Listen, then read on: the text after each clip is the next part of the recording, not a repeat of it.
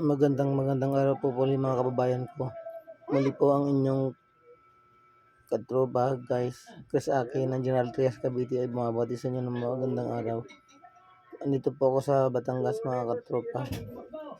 Natapos ko lang maligo sa dagat. Ito nagpapaypay nga ako.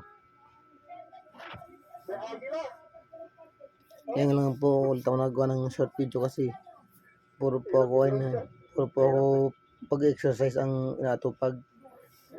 Kaya kanina nagkaroon ako ng chance para makalidog ko sa dagat. Sinamahan ako ng pamangkin ni Commander sa dagat. Ayun, nakaligo ako. Pagkatapos ng exercise.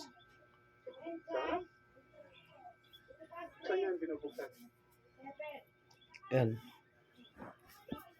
Kaya ngayon ulit ako nakapag-umpisa sa mga pag-vlog. So ito, mga limang ganyan, mga limang ganda. Kapay-pay nga lang, walang magawa eh. Nakainip. Ilalagyan ng bakod kasi para hindi... Tapos ko lang din uminom ng gamot. Kayo po, bago na rin kayo, uminom kayo ng gamot. Kumain at uminom ng gamot. Para po gumaling na rin kayo. Tama naman yung daan namin. Pasok lang yung motor doon. Ako po, wala akong ginagawa dito po, kundi puro pag-exercise lang.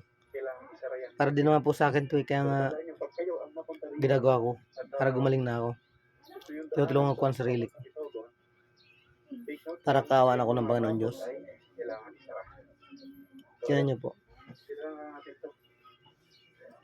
1, 2, 3, 4, 5, 6, 7, 8, 9, 10. Ayan, kahit pa paano po nakagawa ako ng exercise dito. Yan, mga ganyan. Yung mga yan, mahalaga po yan. 1, 2, 3, 4, 5, 6, 7, 8, 9, 10.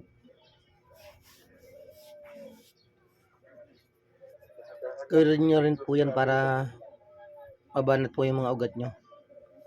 Tsaka yung mga laman nyo na hindi daluyan ng dago. Mabuhay po ulit. Ayan. Para daluyan na ulit ang dugo. Masakit po pero pilit ko, tinitiis ko kasi kailangan eh. Naintindihan ko kung di nyo man magawa kasi masakit talaga. 1. Baka kasi isipin nyo, sabihin nyo, malakas ang loob ko sabihin kasi nagagawa ko. Kaya nga po, kasi nga po, nilalabanan ko yung sakit para gumaling ako. Gawin nyo rin po, kaya nga sinasabi ko para ma-encourage kayo na pagsusuko. Tignan nyo po ako. Kaya nga po ito ang halimbawa ko eh. Para hindi kayo sumuko sa karamdaman. Para maliw din kayo. Huwag kayong puro tulog lang, huwag puro higa, puro upo. Mag-exercise kayo kahit nakaupo. Tingnan nyo, magagawa nyo. Tingnan nyo ako. 2,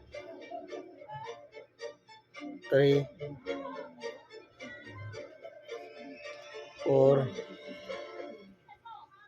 5, 6, 7, 8, 9,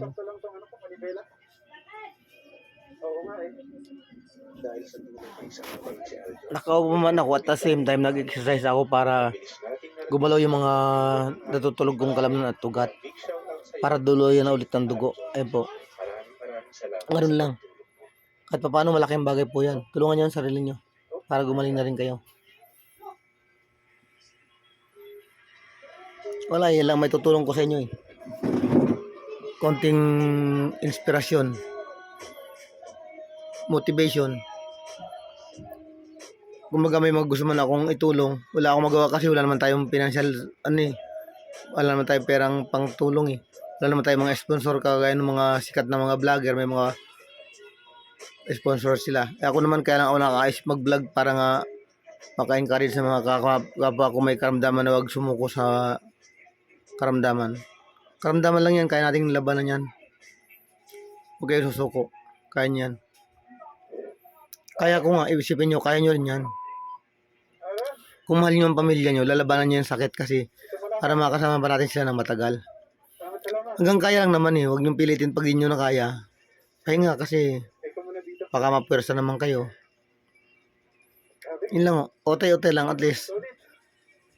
Nagsisirculate yung dugo natin, gumagana yung mga ugat natin, dinadalo yung dugo yung mga kalamnan natin na paralyze, mabuhay na ulit. Ayun lang, para makakagalaw na tayo ng normal, makabalik sa dating forma yung katawan natin. Grabe ang tarik. Ako, talagang dati wala rin ako eh. Sa kanan na. As in, gulay, parang lantang gulay lang ako. Pero ngayon, Ang hirap nagagawa ko na yung mga bagay na yan kasi gusto kong gumaling eh. nakatakot. Gusto ko pang makapagtrabaho eh. Kaya tutulungan ko ang sarili ko. Kaya gawin nyo rin po yan.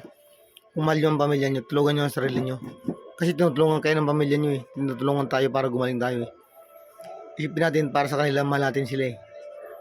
Inaalala nga tayo, kaya alalahanin din natin sila. Magpagaling tayo para makabawi tayo sa mga pagkukulang natin. Alam ko, hindi naman tayo perfectong tao, lahat tayo nagkakamali eh. Yung mga nagawa tayong pamali sa pamilya natin. Ito na yung time para ituwid natin yung mga yun at itama natin. Bumawi tayo pag nakarecover tayo. Okay na yung clutch ko. Maraming salamat mga kaibigan. Kung ngayon lang kayo napadpad sa aking munting channel, mangyaring paki-like and subscribe naman po para makatulong kayo sa pag-grow ng munting channel ko. Sunod na yung Para makatulong tayo sa mga taong nangangailangan din. Ako yun ang layunin ko eh. Dito kasi sa may malapit sa bahay ko dito. Meron akong gustong matulungan kahit paano, kahit pambili lang ng gamot. Kaya lang wala rin ako may tulong kasi wala naman akong pera. Sabi ko nga, kung may pera man ako, nilalaan lang din para sa amin, pang araw-araw na gastusin, gamot ko. Financial needs namin ng asawa ko, ng pamilya ko. Hindi ko maitulong kasi wala eh. Paano naman ako bukas? Ganun lang. Wala kasi tayong sponsor, kaya ayun.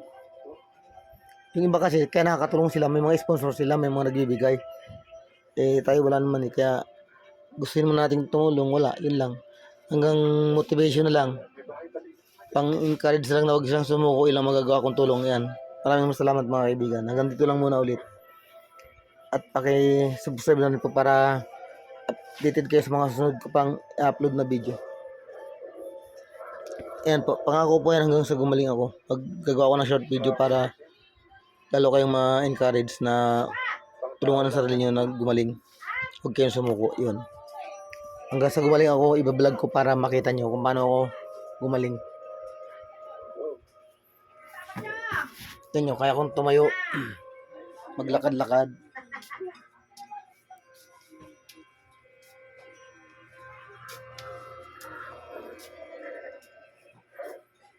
Pero siyempre, dahil wala naman ako mapaglibangan dito, ayan, panonood lang ng TV.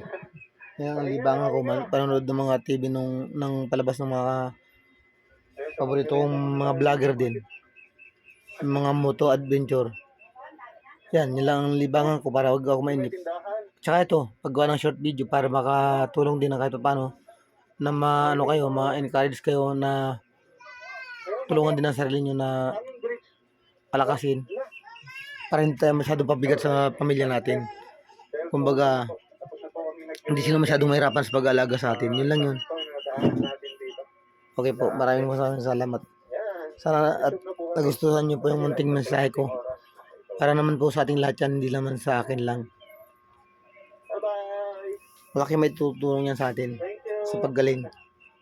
Disiplinahin natin sarili natin sa pagkain. Lahat ng bagay na mali, huwag natin gawin. Ayun po. O sige po, bye-bye. God bless. Ingat kayo.